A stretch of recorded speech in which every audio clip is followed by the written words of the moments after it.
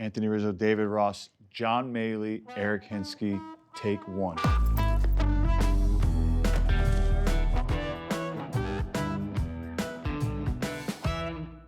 Welcome back to another episode of the Lovable Reunion podcast. Me and my partner, David Ross, joined by the best duo I've ever had, he's ever had, John Mallee and Eric Hinske, our hitting coaches in 2016. Welcome to the show. What's up, Thank boys? You, boys. What up? Thank you. So pumped to have you guys. This is the crew. This is the guys that are in the batting cage. The hitting coach life is on another level. They're basically like your psychologist every single day. Every single day. And two good ones. Yeah. Two good ones. 2016, we had a 252 run differential, which means we outscored our opponents by 252 runs. Is that good? That was pretty good. You guys were the masterminds behind it. This was before really all the analytics really dove into the game. You guys kept it old school but new school. You were the best duo at a time where really it was like the first time there was actually two hitting coaches on the teams. Yeah, that's true. How did you guys work so well? Well, his eyes are really close together, And mine his are really far apart. So that matches up good. I look like a skinny thing, and he looks like a whale in the head, a shark. Not a whale, excuse me, shark. Hammerhead. Hammerhead. Yeah. Wow. We went, I'll tell you, go ahead. Well, we met, and right away we knew we love baseball, we love being in the cage, and we like to drink a little bit. So that's a match, made in heaven. Mallee now 5 years sober. Congratulations. Thank you. Coach. Yeah. Very well done. I'll Great, never. thank you. Well, now I've got it. The stories are already popping in. Oh, We're sure. in Milwaukee, and Oh, he's God. like, "Meet me at the bar. Mail's going to go up real quick. Come down." We go. We buy. Everybody gets 2 beers, and we're at the table. Mail's comes down. I'm like halfway through with my other one. With my first one, Mails comes down and he's down 2 and back to the bar before we got to him. We used to be able to put them back. The boys, we had a good time. We had a good time. Well, we talked won the day. shop. We won the day and the night. Let's put it that way. And that would be the 2016 Cubbies with Joe, Maddon letting you do your thing and being your own person. And we went hard during the day. We played hard. We worked harder than anybody. Yeah, we did. And, And you were the first one there, cleaned up in the cage. Somehow. It's a thing. We just talked to Addie about some of the things you've learned. It's about posting every single day and bringing your A game every single day throughout a season.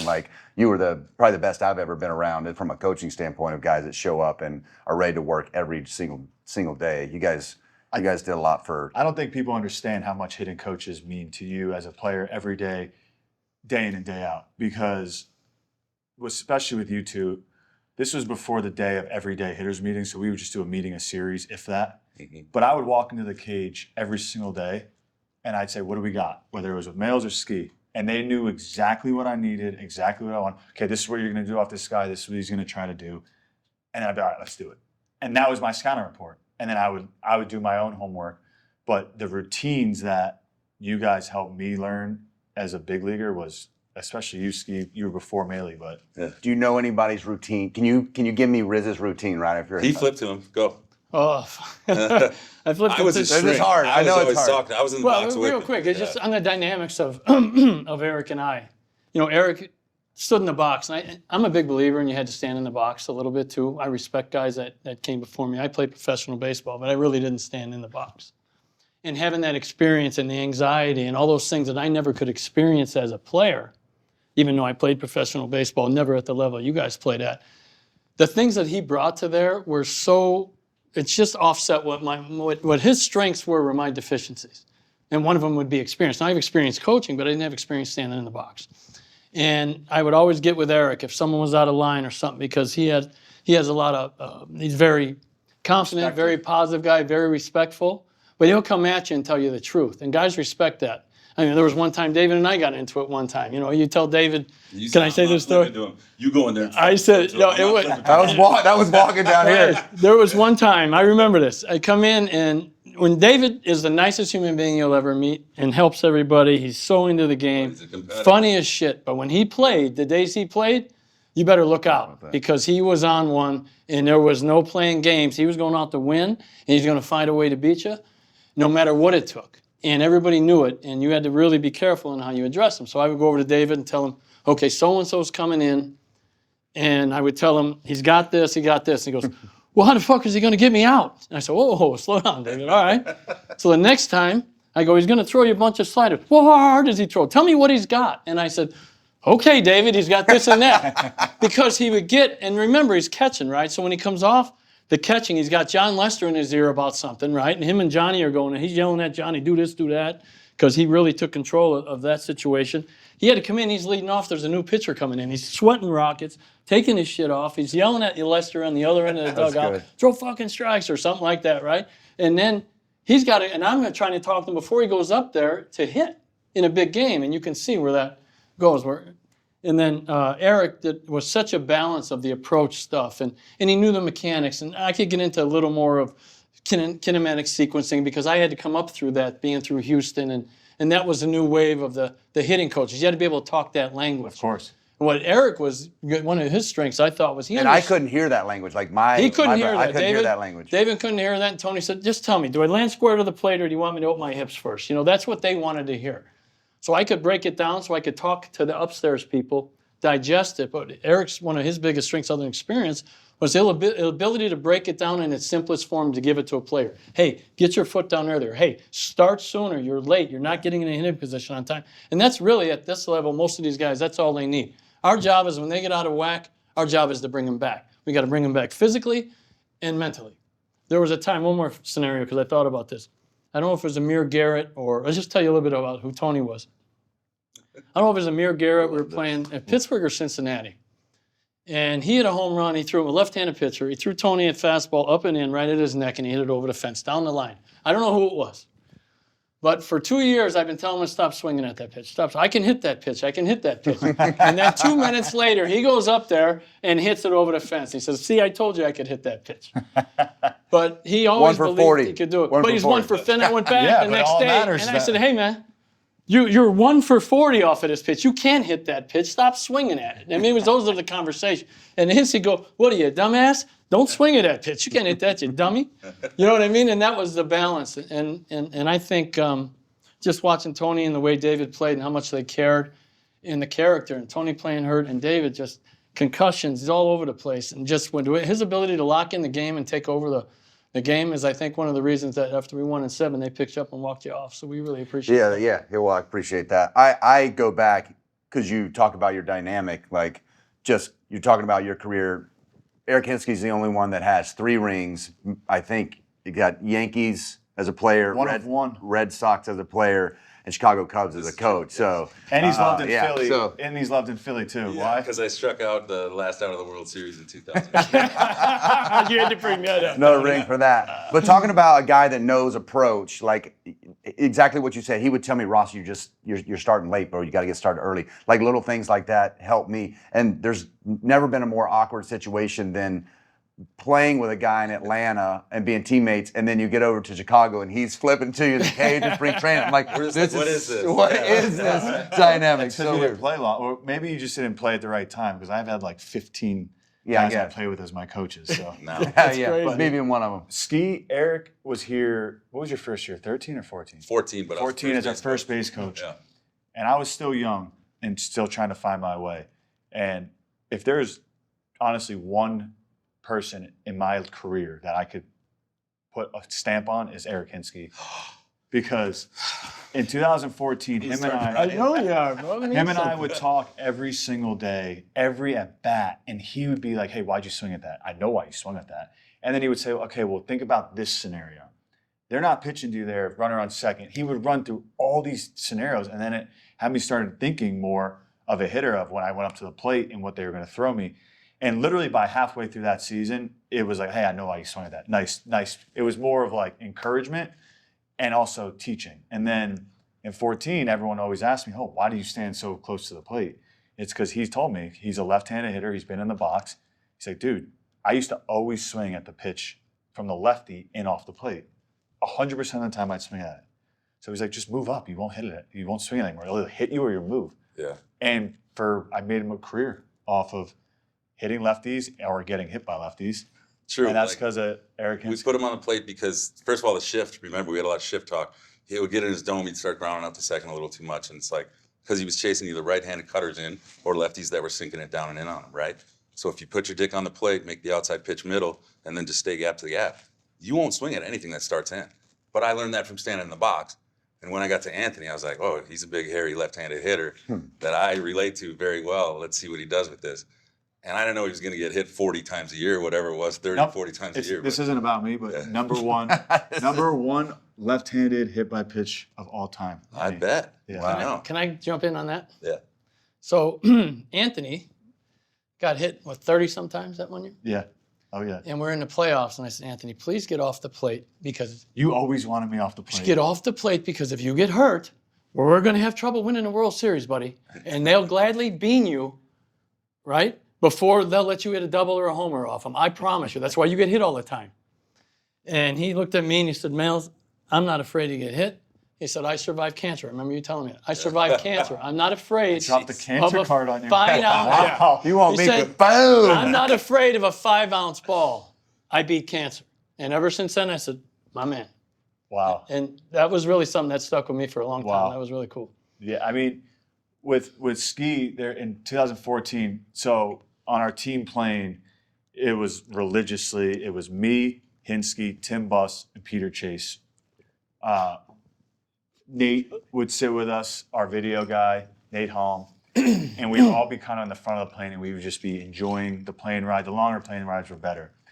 So we're flying out to San Diego, and we're all hanging. And Brandon Hyde is our bench coach at the time. So Brandon Hyde comes back and says, hey, Skipper, who was Rick Rennery at the time, wants to give you a day off. And we're facing Eric Stoltz. I hated playing in San Diego at the time because I got traded. I stunk there. And I'm like, fuck, really? Like, I don't want off. And Eric's, we've been probably a little overserved. And you're like, fuck no, you play every fucking day. You face every lefty. You fucking play. That's how you earn respect in this league. You post. And I go to Hyder, I go, no, I'm playing. Go tell Rick I'm playing. I'm not, no days off. That's because nobody wants to see the backup first baseman in there. Everybody comes to see Anthony Rizzo play. And You know? you instilled that in me. Yes, you got to play every day to be good in this game. You have to. I go Post out up. that game and hit 2 home runs. Hell yeah. And I was like, that just instilled that confidence in myself of like, this is why you play every day. I always had respect for guys that played every day because I couldn't hit lefties that well. And I'd be in the lineup a lot against these nasty-ass lefties. I'm 0 for 3. And then here comes the lefty out of the bullpen, another slider in the dirt. Fuck me, I'm out again, 0 for 4. And I always had that respect for you, how you could handle lefties, stay behind the ball, hit it to both gaps. And I was just like, damn, this guy's on another level, and we're going to win the World Series. You And that's you what build happened. these relationships with your coaches, and as a position player, the hitting coaches are on their own level. Like, you have all the other coaches in the locker room, in the clubhouse, but the hitting coaches are literally 2 or 3 guys now. Sometimes even teams have 4. Yeah. But they're like on their own island every day. They're getting worn out by the front office every day. Why the fuck is this guy not hitting? What is going on with this guy? Why is Rizzo not hitting? Why is Rossi Very true. worn out? And then they have to come from all the guys up top that think the game's easy from the box, with all due respect. Yeah. And you guys need to filter that to That's us. with all due respect. Say whatever I want. Right? And the best hitting coaches I ever is you two and James Rowson. And James Rowson was my first hitting coach, and I just had him with the Yankees. You guys were so good at taking all of the noise that you're getting hit with on a daily basis, because at some point someone's going to be in a slump, right? No one's going well. You're losing sleep over a player every single day. Right. What do we say? No matter what, there's always got three. We got 3 guys hurting. 1 foot off the bridge. We get ready win to jump. 10-0, and at the end of the night, we don't sleep because we got to we got to get you back. Yeah. You're out of whack. We got to get you back. 14, and I came in 15 because I was with Houston. I left Houston to come here to coach the Cubs. We got here and at it the was same great. time. Yeah. And Theo called me, and I was going to bring in a hitting guy, and he says, "Hey, do you have a hitting guy in mind?" I said, "Yeah." To help you, and I said, "Yeah." And he says, "Well, I got a guy I want you to think about." And I said, "Who?" And he said, "Eric Hinske." And I knew you as a player. And I like players that coach, especially would be my assistants, because, again, for that same reason. Yeah. You know no, what I mean? that's- I think it's huge. Yeah. Because I learned a ton from him, too, right? And all along, even though I was the voice a lot of times in those things, because he respected the chain of command in a sense, but he always would tell me things, always would talk to me, and puts things in my mind, and it made me just keep moving. So when I interviewed him, I said, "Okay." I said, "Theo, I'll just talk to him. I'll get back to you." And we met somewhere in Arizona, sat down, Sports bar somewhere. had a drink, and I talked for 10 minutes. I didn't ask him one thing about the swing. Was it love at first sight? It was. It was. We were at the And Thirsty Lion, I remember. Yeah, the Thirsty Thirsty Lion. Lion over Yeah. by the field. Nice. And then, and I just talked to him. I said, "Are you a good dude, man? Are you good people? I need a good person with me. I need somebody I can trust that's going to have my back when shit goes south, because they're not going to give a fuck upstairs sometimes. And we need to stay a unified group. If we're wrong, we'll admit we're wrong together. If we're right, we're going to stick together." And he said, "Of course, that's exactly who I am." And he played, and we just talked about everything else but baseball after that. And I called Theo right after. I said, "I'm in. I'm in so because good. I need the person. The other stuff we can all learn. He played. He stood in the box. He hit. He knows. Sure. You know, if he needs to say the kinematics weakens and your torso's got to go, your pelvis got to go before your torso, he can say that. Which he's telling me that stick, I taught the him a stick lot. man. Like everything I know about hitting or biomechanics in general at all, I learned all from this dude. How to run a meeting, how to be a big league hitting coach, the entire fucking Thank thing. you. I swear. I got the job in Anaheim. I was like, "Where's Males? I'm the head guy. I don't want to be the fucking head guy. I need this dude because I'm way better as the assistant when you're around." Well, Thank you, Mills, whenever I was out of whack, I'm comfortable. What the fuck's? And I knew that this is the best part about these two. I knew when I was off. I knew anytime you came to me, it was from love, and because you cared. Because I knew you were grinding. If I was off the littlest bit, the slightest bit, you were grinding on video, trying to figure out what it was, talking to Nate and talking with the higher ups about, okay, this is what we need, what's going on, this is what he's feeling, let's try to put this in words. And for me, it was like, all right, I know you have my back. I know I could talk to you about sequencing and all that stuff. And it's like, at the end of the day, when you go up to the box, like, that's what you want. You want your hitting coaches up there with you. You want your guys, your players up there with you. You guys were locked in on every at bat, like you're taking that at bat. Because I sat the bench a lot. Like he'd be struggling. I'd be like, "Riz, imagine going up there with my swing." Oh, I remember we were in the cage, and I'm just like, I'm down on myself, and I'm just like, fuck, I can't get my barrel in the zone long enough or whatnot. And Rossi looks at me, he goes, "Bro," he goes, "You're asking me for hitting advice?" He goes, "I'm a 200 hitter. Imagine I'm a backup catcher. Imagine having my swing." Imagine trying to go there and compete with my Rossi would just flex his That's what he loves. It's him. And Although he hit the home run in Game 7, Yeah, he sure and he did. came back and he said, "Mills, he threw it in Daddy's loop." Threw it in the loop. But the fact, because I sat next to you guys a lot and all the cheering in there, but you're locked in. We talked earlier about the 1-0 take, and I want to go back to that. But like, you knew, it's like, okay, here comes a slider. They went ball one to Riz. Here comes that back foot slider. He's going to take it. Now he's 2-0 and locked in. And like the league, I think, caught on later on. But like that was one of his routine that started like have the at bat. You guys talking about like just that get process. into your at bat, Get into see the pitches, at bat. Yeah. which is kind of contradicting now because a lot of the new school data is like swing early. Yeah. OPS is higher on the first pitch, but Ski, you taught me passed down by Carlos Delgado, I believe. Yes. The 1-0 auto take, and I'm not kidding. For about 10 years of my career, I would 1-0 auto take, and the thought behind it was you see another pitch. I'm hitting third or fourth usually in the lineup, so if they throw me. Say they throw me a fastball first, they're probably not going to go back to a fastball, so then you could see a fastball and their spin. If they go spin early, you're going to see two pitches. Worst case, you're 1-1. Most of the time, I was 2-0 because they didn't want me to do damage. And I would look like a genius, like they throw me a bastard changeup or a bastard pitch, and I'm taking it, like spitting on it. I'm like, yeah, like almost doing like a little Soto on them. Like, Well, it came from me because in my career, I played for 12 years. I can't Rookie of tell the you- year for Toronto, by the way. Shout out. I can't tell you how many times on a 1-0 pitch it was a changeup down and away from a righty, and I thought it was a regular sinker or something. I was going to go deep on it, and I rolled it over, and I was motherfucking myself to first base, jogging down the first base line, or sprinting because I was so mad and there was steam coming out of my ears, and I'm not going to do this ever again. And the next at bat, I did it again. Yeah. So I gave it to you. I'm like, 1-0 auto take, bro. I swear, 85% of the time you're going to be 2-0, and if you're not, you're 1-1. Who cares? and I made it my identity. Yeah. Like literally anyone who played against me or knew me knew I was 1-on. Everyone knew. Uh-huh. When I got traded to New York and Hyder was the manager of the Orioles, our first game we're in Yankee Stadium. You swung 1-0? No, Oh. no. I take 1-0, and he's from the dugout. Nice auto take. That's right, he knew. 'Cause he's the manager, and he knows me better than anyone. And I just give him a little smirk. And then eventually, it's like you start playing games because I knew the Orioles had to know that I took all the time, and I took probably 95%. Or like when I was with the Diamondbacks, you'd be in a 1-0 count. I'd be coaching the Diamondback side. You'd stare right at me. Stare You'd right just at put your him. foot up and down. Am I taking? I'd be like, God damn, bro. And those are the games within the game that no one knows, but that's from the relationships we built. And Yep. honestly, if I didn't do that, if I didn't make that part of my identity, I don't think I'm as good of a player because I bought in fully to the 1-0 auto take. And I swear most of the time it worked out. I mean, I don't know what the numbers say, but the confidence and the psych part He used is to tell me all the time, stop telling him that. What the hell, bro? It I'm worked. tired of watching the Hey, hitter go the down the 3 middle years of 1-0. Bases loaded and he's taking. I don't know if this is a coincidence, but 3 years I was his assistant hitting coach. I believe he was a 3-time All-Star. I believe you're right. Sorry about it. Baby. Sorry Sorry about it. bro.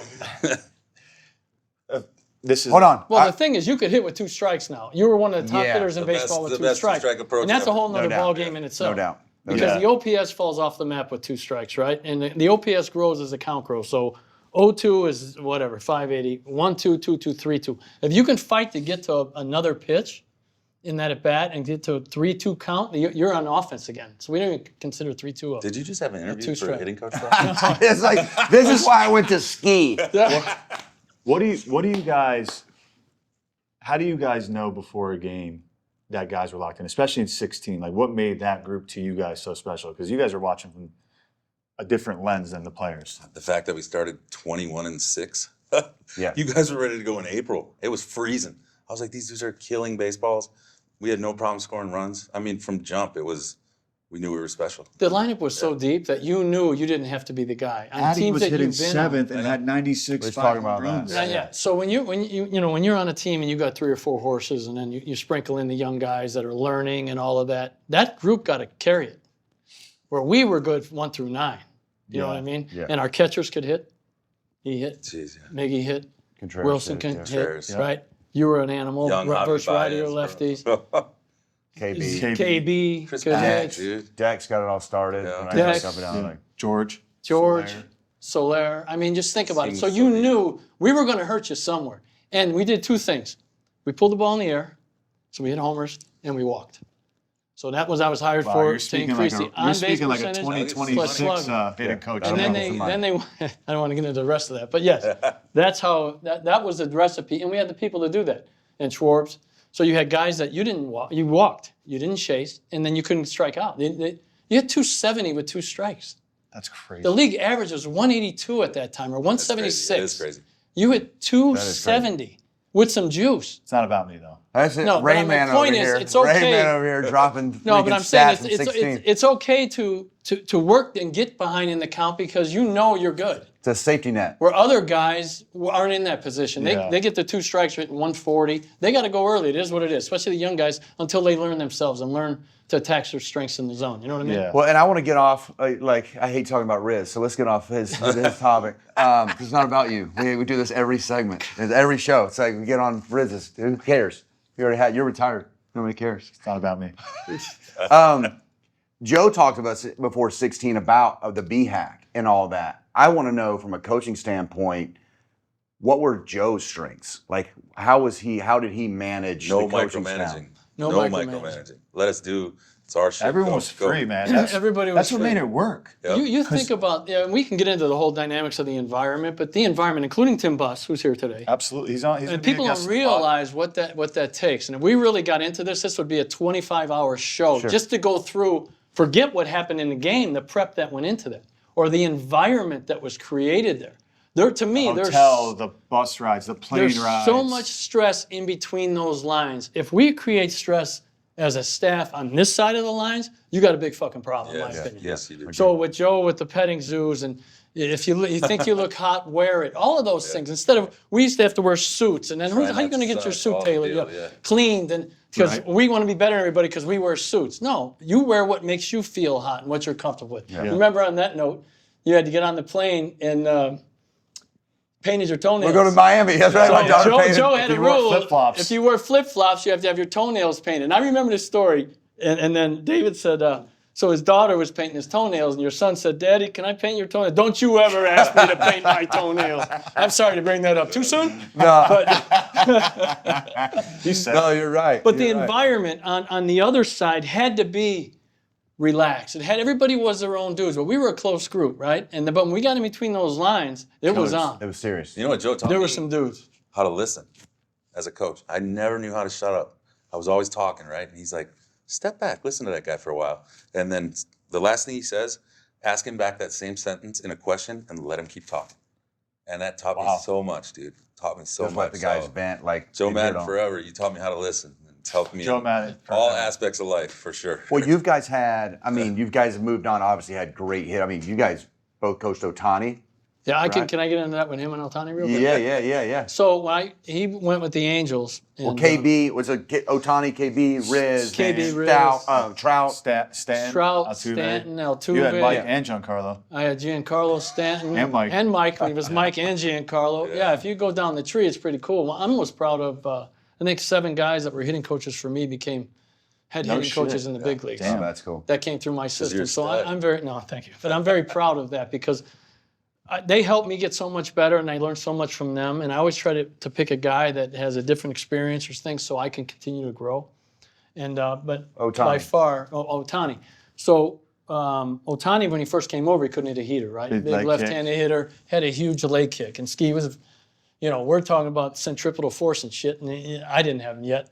And then Ski's like, just get your foot down, dude. If you get your foot down, you hit the ball hard, get your foot down. And that's when he got rid of the leg kick and he went to the early stride. Yep. And that came from Eric. I remember that. But then he his couldn't pull the ball, though, His remember? spring training wasn't His spring very training was good. terrible. He hit like 100, had a huge leg kick. He couldn't get to anything. And I just told him, like, hey, I referenced like Chris Bryant and Freddie Freeman, 6'5" hitters that have leverage and they don't need to generate with a huge leg kick, right? So I'm like, you have to be in the ground to be able to, make a decision on time to hit the baseball, right? Isn't that what we're doing? We're trying to get on time in the ground to make a good hitting choice, right? To make a swing decision. So he's like, okay, let me try it in batting practice. It was this between series, the Dodgers are playing the Angels and does in batting practice. He hits homer after homer and BP. He's like, all right, I'm in. And that was it. And now he's, Did you get any 700 million? Did you get any of that? I should get You some. should should text get him some. and say, hey, Right? just a sliver. Shohei, come on, bro. Just come on, Shohei, come on. That's like, well, you guys' resume like that is just so epic, and I bring that up because I'm just like, what stands out? You guys have had great hitters. Like, what I wasn't a great hitter, and I grinded. What we talked about, but you guys have seen a lot of good hitters. What stands out in the good hitters that you've seen, like championship caliber at bats, and some of the best that you've been around? Is there anything that you would, if you're teaching your son, right? Right. Mine is timing. They're never off time. And if they are off time, they have the ability to like ride their front knee and keep their barrel in the zone forever because they're so mechanically sound. Like they never get off sequence. And it's crazy to like be able to stay behind a baseball when it's coming at you 100 and then it's 82 off of that and the same arm speed. But they never get off time very much. And if they do, it's rare. And like Mike Trout, Anthony Rizzo, Chris Bryant, like not David Ross. No, David No, not Ross. David Ross. David Ross. It's not about me. Yeah, it's just mechanically they're sound and they're just on time and they're, like I said before, in the ground and they can make good decisions. The guys that have been around have been the best. They don't have any fear to try to make adjustments, but they're very. You got to tell them as a hitting coach, in my opinion. You have to tell if you can't tell a player what's happening, why it's happening, and how to fix and feel it. You shouldn't say shit anyway. And every time the guys are hitting, they pop a ball up in the cage. Hey, you're underneath it. Yeah. No shit. Yeah. What gave that away? It's right there. Right. You know what I'm saying? Yeah. Now, Yeah. if I look back at you males and I say, why am I underneath it? Then tell me if you know. You know what I mean? And I think it all comes back to timing. And what the best guys have been around, the confidence, they believe in their swings, they know they can fucking hit, and it just comes down to approach and being on time. And then they get that one hit, and all of a sudden they say, I'm back. And nothing's changed mechanically. Now, we will, as coaches, occasionally say, hey, when you were going really good, your stance was 2 inches further wider. You would say that to me. I know. Yeah. Or it would be this, because sometimes, and it was maybe true, but I don't think that was the answer. If you tell me your hands are here or here, come on. You know what I mean? Are they dropping Remember lower the big than hand going pump? up? Yeah, No, right the here big- by the your C. heart. You know what I C. mean? The inverted C. The Yeah. inverted Yeah. C. So something small, but if you tell them that, sometimes, like, you're fine, you're doing good. Well, two ways to do that. Fuck that. I need something to hold on to, bro. Yep. You've been telling me I'm good. I'm 1 for 28. I ain't Right. good. I ain't good. Right. I ain't Yeah. good. You can't lie to players. We You know. can't lie to players. lie to You got to players. tell them the truth. I ain't good, right? So, hey, when we look back and then we'll go do all the things, now they got ways to measure. You were standing 4 more inches off the plate. It's so much easier to be a hitting coach today in the sense of knowing if you're right or wrong about what's happening. Yeah. Like, Anthony, you're late on the fastball. Like, well, I remember with Bryce back in 18 or 19. It was 19 when he got there. The first half he was struggling, and we look back, and he wasn't able to pull the ball. I thought he was late all the time, and he said he didn't feel like he was late. And we did a bird's eye view where you take all the. Who's this you're talking about? Bryce Harper. Okay. And then we did an over-the-top view, and it showed here and his contact points. And I said, when were you best? And whatever year he won the MVP or was almost won the MVP, I think he won it. And then I showed him where he was making contact on fastballs in relation to home plate. They were all out in front, and now they're all back here. And he goes, I'm late.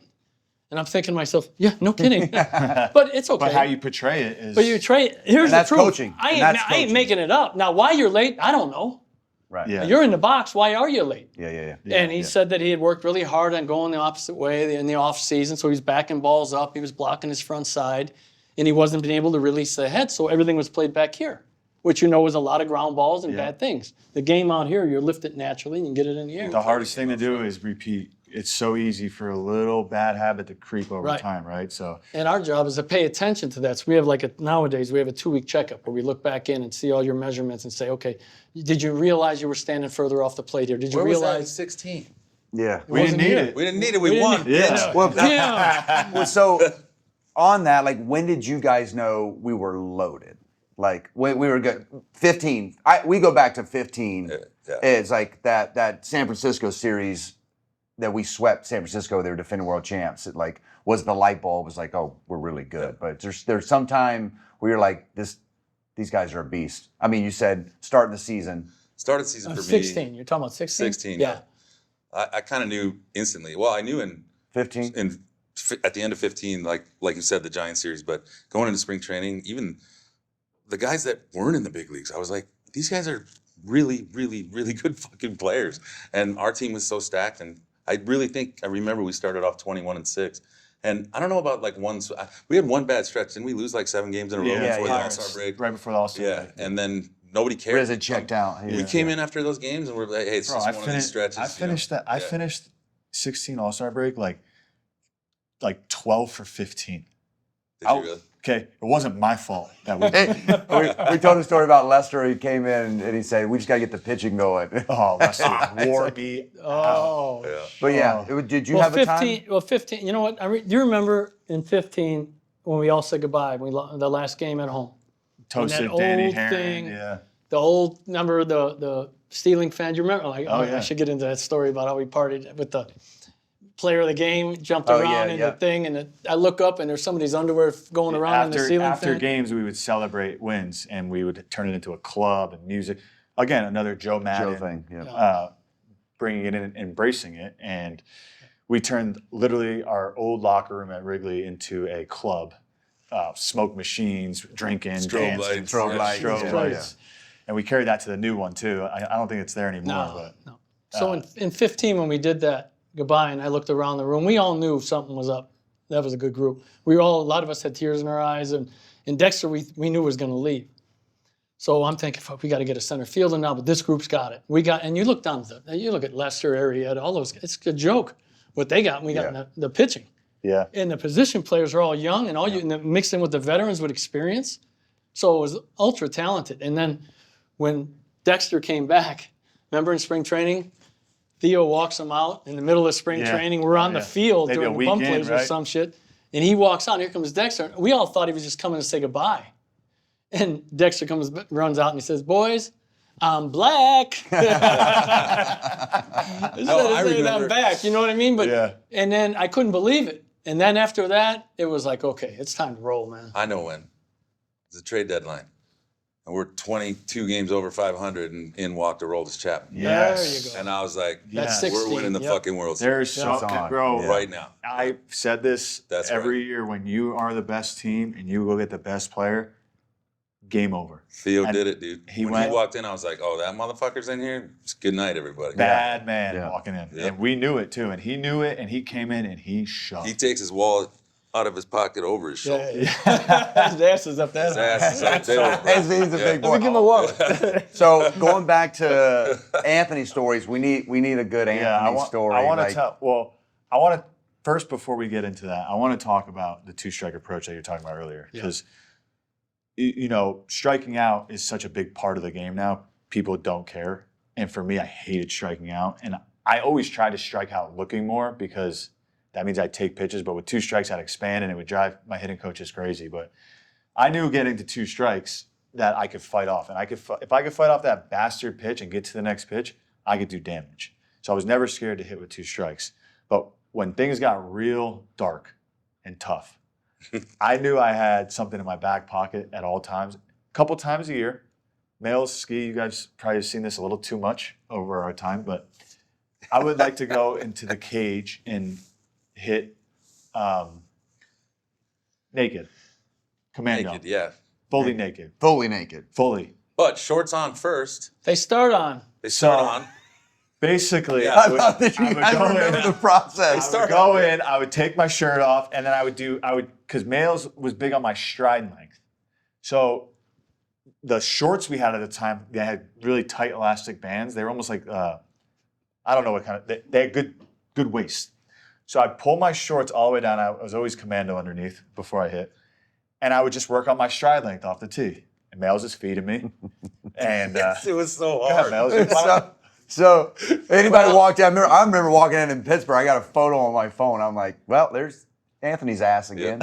Well, there's another time when Font was throwing BP to you. You were in the tank, and he was the BP thrower. You made him throw naked. And I don't know where we were at. That We one. were grinding. But anyway. We were I grinding. didn't see that. So I told Tony, I said, Tony, you're overstriding again. He says, all right, we'll work on it tomorrow. Kez gives it a look. Next day he comes in the cage. He's got no shirt on as usual. It's regular shorts, no drawers on. Comes in the cage, put the ball on the tee. Put the ball on the tee. He goes, drops his pants, and he's standing there. And you know how he always goes like this?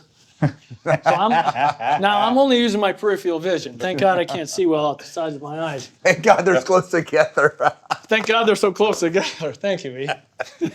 So, and he would do his little wiggle, and he would hit, and then you just use your imagination of what that looked like, and then It that worked. was It worked. it worked. I Can't had stride. I had The elastic stopped 100% the stride. success rate every time I hit Yeah. naked. 100% success rate. And this is full hacks. People at home have to understand. it This is. is Oh not. no, this is like I would pretend I was like 2014 Javi Baez and just try to swing as hard as I could, go down to a knee, Yeah, you drop a back knee. completely naked, like falling over, getting back up, barefoot, like.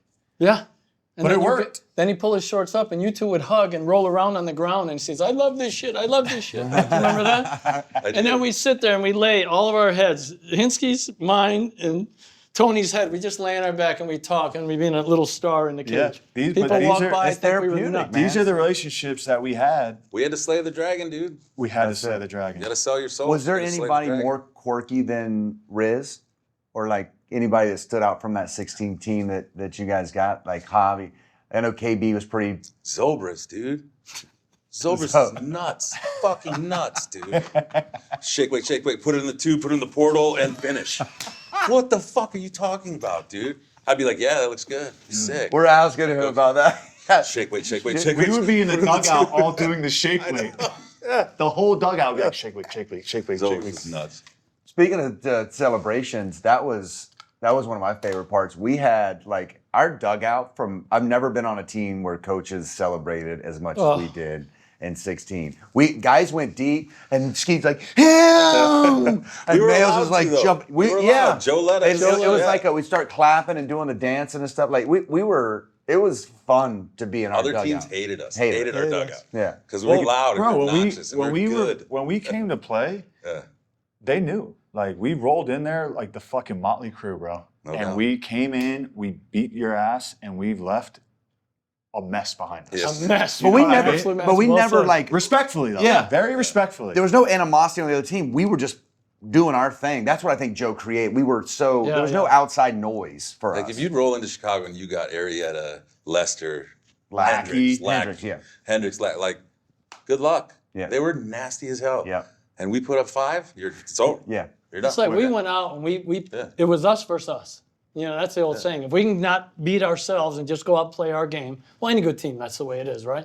But we were able to do it every day. And I just remember losing in that 7 games or whatever. And Joe, you know, and I just came from a place where, you know, everything was like this. If you didn't win, everybody was all, Joe's got the song on in his room. Don't worry, be happy. He's sitting there with his feet up, drinking wine. Yeah, win hard. 7 lose hard games for in a 20 row. Minutes, right? That's And right. he said, you That's win right. hard, you lose hard. You got 20 minutes. After 20 minutes, that's over with. Time to go move on. Short memory. Yeah. So with 20 minutes, that music would go on with Joe, and he would drink that wine and play that song, and everybody said, "Oh, okay, we're good." Exactly. Yeah. We're good. That's leadership, in my opinion, 101. When your head guy, you see him not caving, everyone else, okay, I can relax. And especially in today's game where it is, Males, you were kind of a pioneer of your industry of not having You were. big league Absolutely. experience. Yeah. Now it's almost like a prerequisite. If you played, you're like almost blackballed from Yeah. being a coach. They want no experience, which doesn't make sense to me because the information is great, but the experience paired with the information is Electric. there's Yeah. nothing better than it. Yeah. So So that's why you guys were so dynamic, and it felt like you had two hitting coaches that could relate to two different mentalities of hitters, right? And you guys did such a good job of balancing that and having fun and our work and the work ethic. You guys were like the hitting coaches and like usually the strength guy. They're like the boys, right? You know, they're usually part of the boys. And Well, we're down in the cage all day. You hear Grinding. everything from everybody, right? Yeah. And we're all trying to figure out hey, do you see anything with him? And you guys did a really good job of talking to each other too. And I think some of the best instruction you remember as playing is coming from your peers, guys that stand in the box, Absolutely, right? yeah. for sure. And we had a really good group where everybody worked together, and then I would make Males, he would flip to me behind the L screen, but he's righty. So if you're a lefty with the righty arm, you get blocked by the big pull in the L screen. So I would never really see his arm action. So for me, my timing was big. You know, I'm humping, I get the leg kick and all that stuff. So if I couldn't see the arm at all, my timing in the cage was messed up. If my timing is messed up off soft toss, I was a zoo. So I'd make a move out from the L screen to the side so I could see his arm flip, and then he'd like run back in. yeah. And now, 10 years later, he's blaming me for his knee issues, which is Hit him Meniscus, all torn the time. meniscus, torn meniscus. So I would have to stand there and picture you're in front of a screen, so the only thing is your arms hanging out. My whole body had to be out, and he's only 18 feet away. So as I flip it, I've got to release it and get back there as he's hitting it 110 past my head. I think what I learned from him too was routine. Players are routine based. I was like crazy, right? But I wanted to be the face you saw when you walked into the cage, no matter what time it was. And you taught me that. You can't not be in the cage. Because they walk in there and they have to look for the hitting coaches, their routine's fucked up. wow. So I made it a I point love that. to always be there. And that might have been, 9 hours a day in the cage, but For sure. You were, I was there for it. you were Yeah. always the there for hardest. me. I was always there. Hey, absence makes the heart grow fonder, but too much absence makes the heart wander.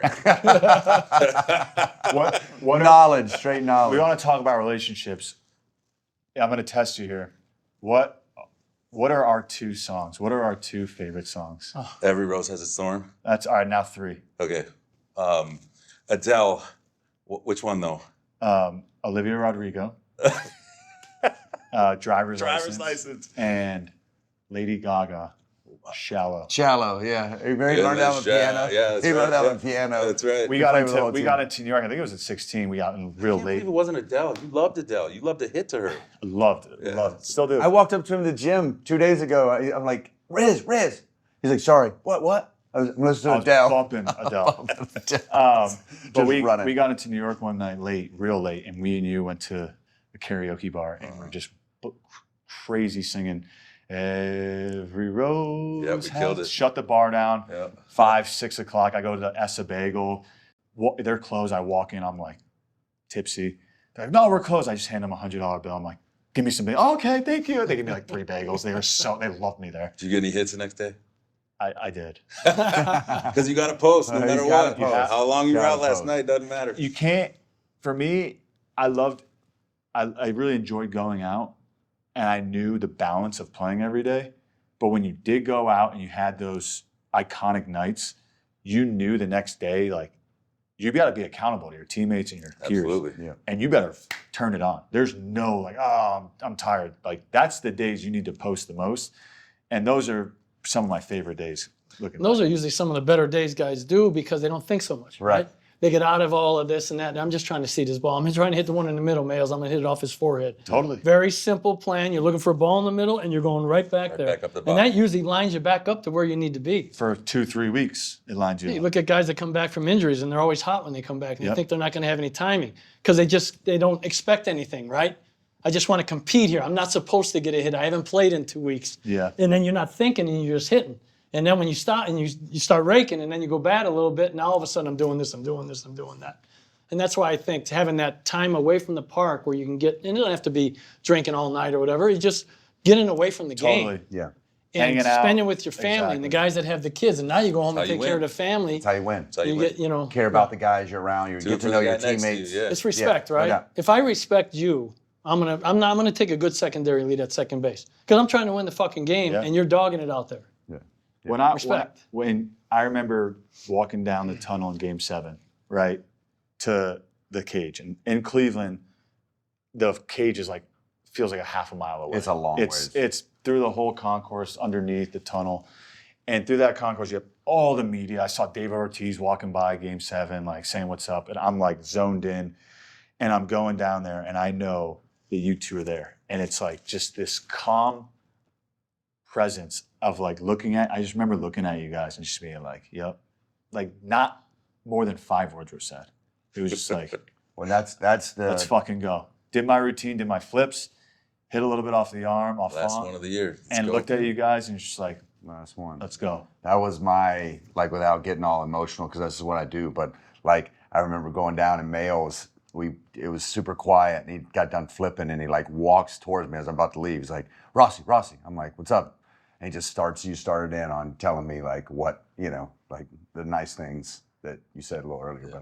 But I'll never forget that. I was like, bro, I gotta get ready for a game. I'm like emotional right now, but it was Yeah. like, it meant a lot to me. I'll never forget Oh, like how you talked about like the year and me and the respect you had for me and what I brought to the team and all that stuff was really cool. So thank you for that Yeah, in that thank moment. you. But it was cool to right before Game 7. I'm trying to get locked in, and freaking Males got me crying, leaving the cage in pregame. It was a mess. It's what it took, and hopefully throughout as we interview everyone, like I'm saying this again, I feel like, but without you two Sure. in my life, in my career, I don't accomplish any. I'm not a world champion.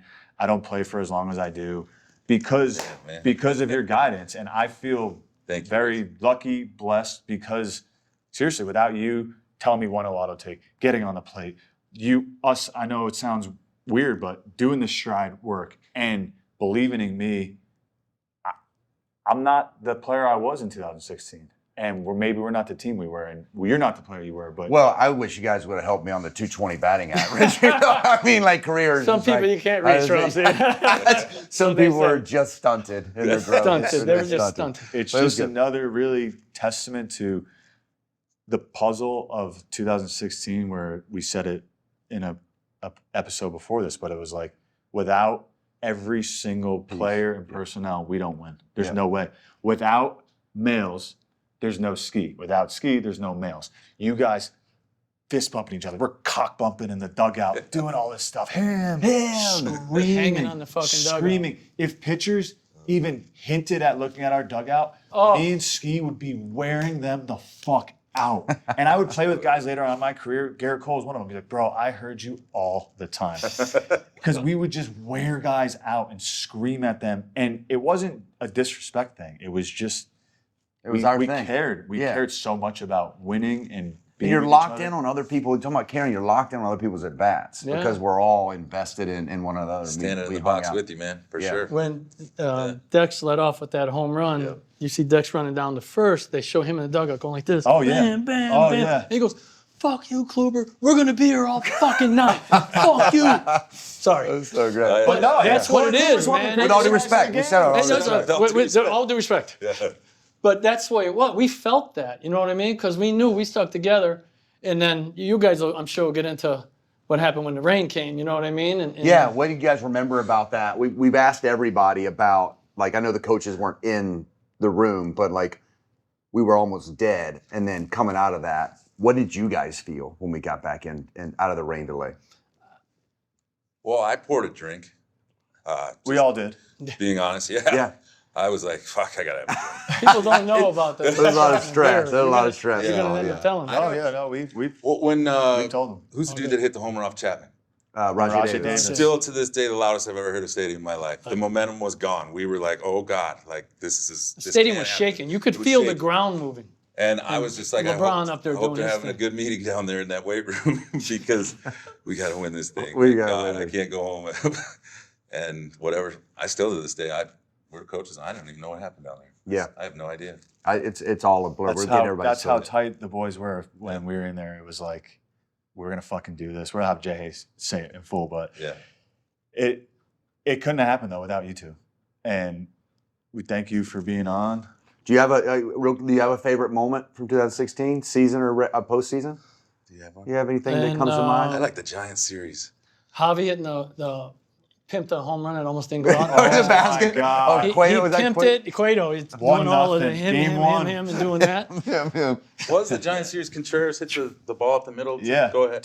That was a That was- rage fest in our dugout. That I mean, was- we were going nuts. And then that flight home, everybody banged up. Like, Yeah, that that was was a fun. flight too. Yeah, that was a good one. Yeah, because we Yeah. won Game 4 in San Francisco, Yep. which clinched But the we series. had to go back to face Cueto if we didn't If win we that didn't game. win, Yeah. we had Cueto, and Cueto was Yeah. nasty. Nasty. He had a Yep. great career, but he was like his best then. And we barely beat him 1-0 in Game 1. And we were down, 4 or 5 runs, and we came back in the ninth. And that was kind of the Giants' Achilles heel, was their bullpen. Yep. And it was the even year. All this shit was like, oh, fuck. We got to Yeah. play them in Game 5. That's right. So when we won that game, it was, like you said, Yeah, a it was released. rage fest on Yeah. the way home. And And coming back. those are the moments, though, that made us closer. I say this all the time to our teams when I made the playoffs after. It's like, you think we're close now? Every single playoff game you win, we're about to get closer. Every series we win, we're about to get closer. And winning it all, it's like this. It's been 10 years. We haven't been together in years hanging out like I this. love you guys. And It's so nice We love to see you. You sound very everybody. humbled, right? Yeah, It's very. like so yesterday, Thank though, you. that we were all together in this bubble of just happiness and the grind. Yeah. Males are sober now. What the hell happened? Yeah. 5 years. 5 years. Thanks for coming on, man. All right, thank you. We're We so love you thankful. guys. Obviously, we love you and can't wait to party tonight. Let's do it. You know we'll do anything for you guys. Thank you. Anything. All right, That's see you it guys. for Thank you. wrap. Thanks, boys.